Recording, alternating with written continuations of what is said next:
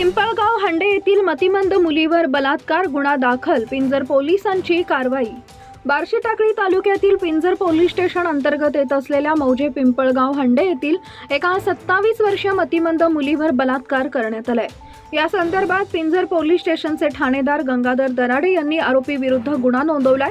आरोपीला पकडण्यासाठी पिंजर पोलिसांची टीम रवाना झाली आहे।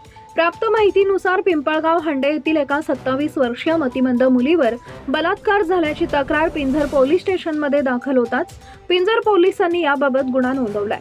संजू खंडोबाजी बुलबुले, वय वर्ष 45, राहणार किंगखेड, तालुका कारंजा, जिल्हा वाशिम असं आरोपीचं नाव आहे। आरोपीला पकडण्यासाठी पिंजर पोलिसांची टीम रवाना झाली आहे। आरोपी संजू खंडोबाजी बुलबुले याच्या विरुद्ध 33/2025 कलम 64(2) 332 भारतीय न्याय संहितानुसार गुन्हा दाखल करण्यात आलेला आहे।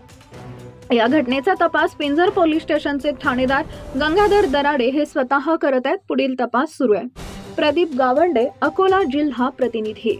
आपल्या परिसरातील ताज्या आणि महत्त्वाच्या बातम्या पाहण्यासाठी आजच आपल्या धुमाकूळ महाराष्ट्र न्यूजला YouTube वर सबस्क्राइब करा आणि बेल आयकॉन प्रेस करा।